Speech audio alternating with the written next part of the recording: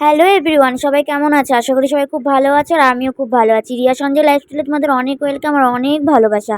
এটা হচ্ছে আগেরকার দিনে সন্ধ্যাবেলার ভিডিও। তোমাদের দাদাভাই একটা নতুন পাস্তা নিয়ে এসেছিলো, তো সেটাই বানিয়েছিলাম, তো দুজনে মিলে খাচ্ছিলাম। তো এখান থেকে ভিডিওটা স্টার্ট করেছিলাম। তো তোমাদের দাদাভাই বলছিল দারুণ হয়েছিল খেতে। তো অনেকদিন পরে বানিয়েছিলাম, তো ভালোই হয়েছিল।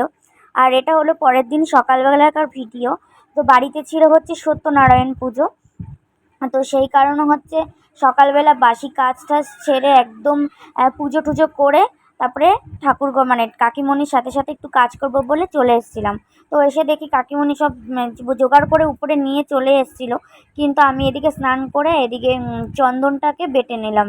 চন্দন ছাড়া তো হবেই না, নারায়ণ পুজোতে চন্দন লাগবেই। তো কাকিমণি বললো তুই গঙ্গা জল দিয়ে চন্দনটাকে বেটে দে। আর কাকিমণি বলছিল জানিস তো এই গঙ্গা জলটা গয়ার থেকেই গঙ্গা জলটা নিয়ে আসছিল তোর কাকু। তো আমি বললাম বাবা, এখানে গঙ্গা থাকতে একদম গয়ার থেকে নিয়ে এসছে? বললো হ্যাঁ, তোর কাকু গেছিলো সেখান থেকে নিয়ে এসছে। তো বললাম ভালো কথা, কাজে লেগে গেল। বলে কি হ্যাঁ, এটা দিয়ে জানিস কবে থেকে কাজ করতে, এইটাই গল্প টল্প করছিলাম আর হচ্ছে চন্দনটা বেটে নিচ্ছিলাম। তারপরে চন্দন টন্দন বেটে আমার বর তো চলে আসবে দুটোর মধ্যে, সেই কারণে আজকে রান্না করব হচ্ছে খিচুড়ি। তো আর হচ্ছে সয়াবিনের তরকারি।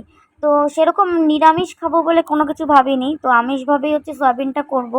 তো এদিকে হচ্ছে সয়াবিনটাকে সেদ্ধ বসিয়ে দিয়েছি। আর হচ্ছে আমি হচ্ছে উপোস থাকবো না বলে হচ্ছে মানে আমার শরীরটা দুদিন থেকে ভালো ছিল না, সেই কারণে হচ্ছে আমি একটু শরবতই খাচ্ছিলাম প্রতিদিন। তো একটু ছাতুর শরবত বানিয়ে খেয়ে নিলাম। তো কাকিমণি বলেছিল যে তুই উপাস থাকতে, আমি বললাম কাকিমণি আমি উপাস থাকতে পারবো না, আমি তোমাকে সব কাজ বাজ করে দিয়ে তারপরে হচ্ছে রান্না করতে চলে এসেছি, কারণ উপাস থাকতে পারবো না একটুকু। তো ঠাকুরমশাই আস্তে আস্তে সেই বেলা 3টা বেজে গেছিলো, আমি অতক্ষণ পারতাম না। শরীরটা যদি ঠিক থাকতো তাহলে কোনো ব্যাপার ছিল না, তাই কারণে আর উপাস ছিলাম না। তারপর এদিকে এসে দেখি কাকিমণি অনেকটাই জোগাড় করে নিয়েছে, সাথে বিশালের মাও একটু হেল্প করেছিল। তারপর আমি তো কিছুটা করে গেছিলামই।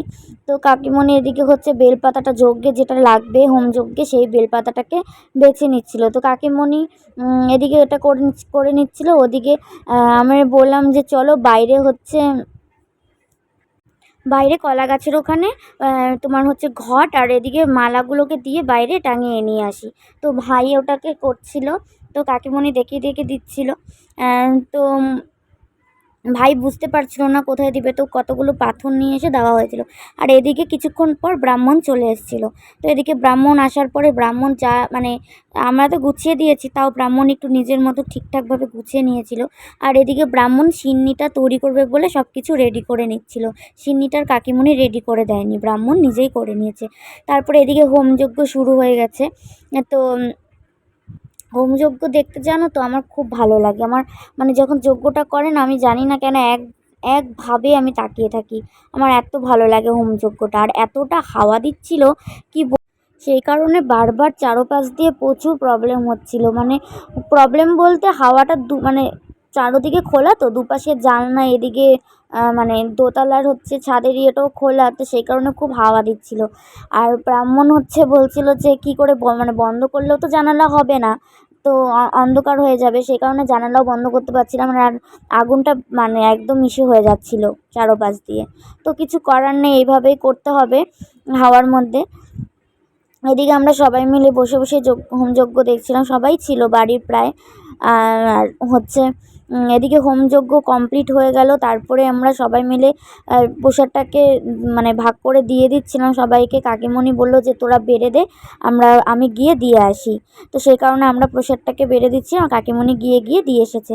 এদিকে দেখো আমার বর হচ্ছে মাঠে খেলছিল, আমি একটু চুপ করে ভিডিও করে নিয়েছিলাম, ও দেখতে পারেনি।